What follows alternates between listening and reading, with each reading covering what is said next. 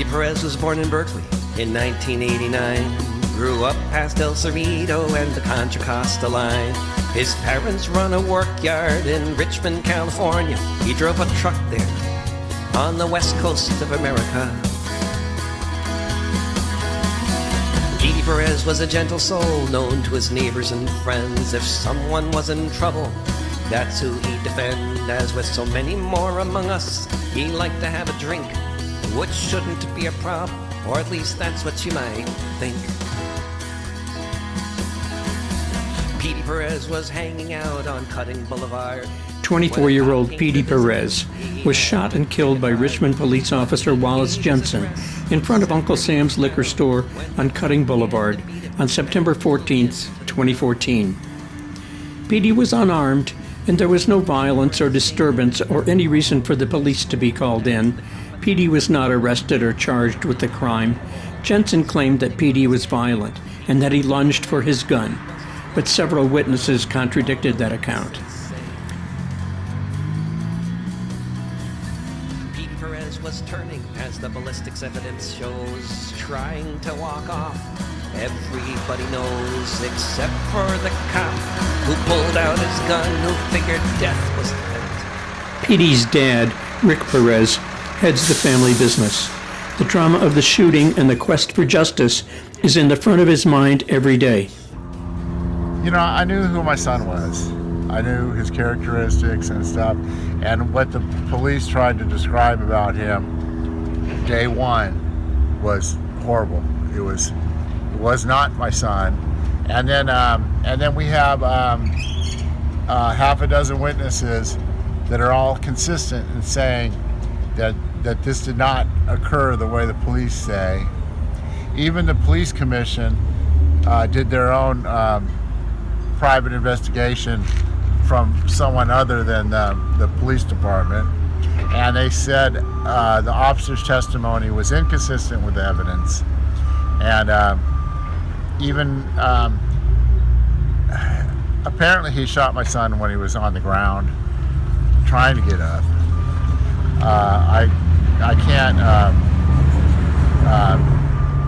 can't not say that my son was intoxicated, but still he wasn't reaching for the cop's weapon like the story that the police and the police lawyer fabricated.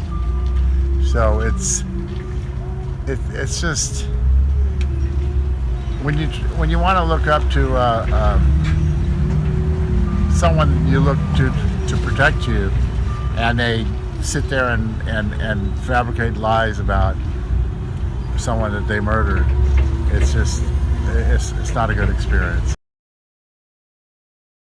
Petey worked in the family business, which was started by his grandparents over 50 years ago in 1972, when they started picking up newspapers and cardboard for recycling in their 1950 Chevy pickup. Their business grew into one of the largest pallet and cardboard recyclers in the area. Their son Joe also works in the business. I'm Rick's little brother, yep. Okay. Petey was my nephew. Pat, 83, and Richard, 84, still go to work every day at Perez Brothers. They pick up 700-pound bales of cardboard from supermarkets and bring them back to the Perez yard in Richmond for processing. The Perez family worked tirelessly seeking justice for Petey. They attended countless city council meetings, spoke to community groups and allies, lobbied state government to pass laws holding police more accountable. Gradually, the family's campaign for justice got traction in the community. They won support from neighbors as well as community leaders, city officials, and even the Richmond Police Department. Richmond City Council member Sohaila Bana has been an unflagging supporter of the Perez family. A couple of years before COVID happened, I was attending a city council meeting. I was sitting next to the family, and I noticed they had pictures, hanging from their necks, and I asked them about it, and that's where I learned about it. And when I came to the city council as a member, I kept seeing him every week, and I realized it's a wound that has never healed, and we need some sort of closure. not just for the family, but everyone in the city who is watching, As a mother, I found it incomprehensible, the amount of pain they're going through, and they're still feeling like they have been unheard at the city council. So I realized something must be done.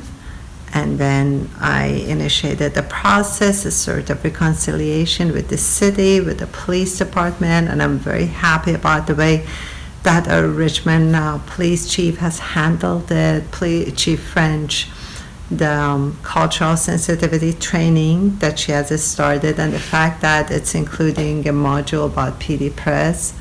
It's awesome, and they invited the family to the first session. They talked, Rick Press talked to the new hires, the officers that were going through the training, and there was a proclamation from the police department to the family.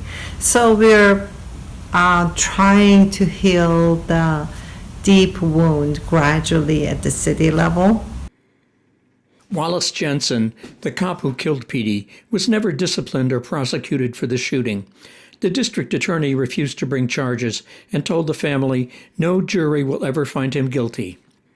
But the Perez family's efforts to win justice for Petey was successful in other ways. In 2016, the family filed a wrongful death lawsuit against the city and won a settlement of $850,000. And in 2018, after a 4-year struggle, they forced Richmond Citizen Police Review Commission to admit that the police used excessive and unreasonable force against Petey. They successfully lobbied the state legislature to pass bills holding police more accountable for improper actions. And in 2023, the Richmond Police Department established a cultural sensitivity program for all new police officers. Police Chief Bisa French explained the program. This year, we've embarked on a project in the police department to incorporate Petey's story and his death into training into our department. It's called Cultural Competency Training, and we're talking about Petey's death and the impact that it had on the police department as well as the community, and how it really broke trust within the police department and the community, and how we're trying to mend that trust back. So right after his death, we looked at policies and procedures. We did change some policies in terms of training our officers in de-escalation. And then since his death, and more recently this year, we're doing this training because we have a lot of new police officers. We want to make sure that they are familiar with Petey's death so that something like that isn't repeated. One of the first speakers to address the new recruits in the program was Rick Perez, Petey's father. Like just the other day, I had that opportunity to talk to these new recruits. And the minute I said how old my son was, and first I said, I think you guys are, many of you are the same age as my son. He was 24 when he was murdered. And oh boy, their eyes lit up. They saw that they were 24, 25. They were right there. And, it meant something to them, and I'm grateful for that. Neighbors and friends joined in the Justice for Petey campaign, including John Toki, a ceramic sculptor with a studio and workshop just down the street from Perez Brothers' yard. I would stop by and speak to Rick Perez about his son, and I asked him about making a memorial for him, for Petey. So every 2 years I'd stop by and would say to Rick, why don't we do a memorial? It could be a mural, it could be a bench, it could be a life-size, maybe a figure, a portrait of Petey. So every 2 years I'd stop by, and Rick wasn't ready. So it'd go 2 years, I'd ask him again, 4 years, 6 years. After 7 years, Rick said, yes, let's do a memorial for my son. And so Rick said, we want to do something across the street where Petey had been shot and killed, unfortunately. So that's the beginning of the project, the Petey Art Can project. Toki envisioned a memorial to Petey to be placed in front of Uncle Sam's liquor store. The memorial would consist of 2 concrete trash containers decorated with ceramic tiles depicting Petey's life. Looks good, Esther. Okay. Line it out. Toki devised a process to imprint the photos onto permanent weatherproof ceramic tiles, which were then fired in a kiln and then cemented to the sides of the containers. Go ahead and hand off to Soyla. Actually, Matt, standard plans now. Yeah, someone who's sympathetic but also knows how to navigate the city.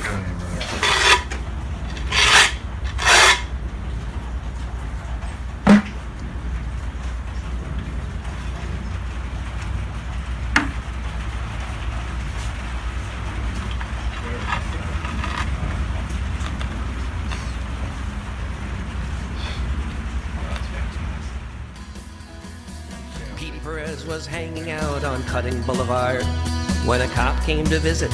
He had been drinking hard, but Petey gave his address, said where he was bound, when the cop began to beat him and threw him to the ground. The containers are now in their permanent location at Uncle Sam's liquor store on Cutting Boulevard, a lasting memorial to Petey's life and death. He tried to get away, he wasn't lunging for the gun, all the witnesses say. The memorial was dedicated May 18th in a public ceremony attended by hundreds of supporters, including Contra Costa County Supervisor John Gioia. For those that have children or really other relatives, to lose a relative, to lose a child, is hard to explain. But to lose a child also to the hands of law enforcement is that much more difficult to understand. Because we expect law enforcement to protect us. The witnesses told the truth and the officer lied. The city saw this too and paid the family. Petey's mom and dad, Rich and Julia Perez, explained what the Petey Memorial means to I them. come by here every day, and people talk to me about it all the time. I make sure to point it out for the ones that haven't looked at it. But many people pointed out to me, wow, that's great what you did and what you got done here. So every day, like I said, I go by here and I'm glad to see that he's honored this way. No, I appreciate everybody's attention and dedication to these projects that we've established here and making Petey's memory a legacy for us.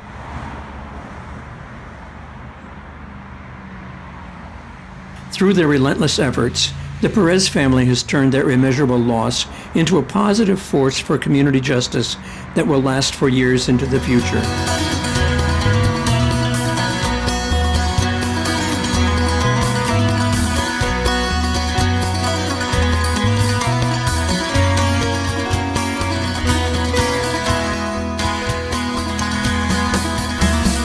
Petey Perez was born in Berkeley in 1989. Grew up past El Cerrito and the Contra Costa line. His parents run a work yard in Richmond, California. He drove a truck there on the west coast of America.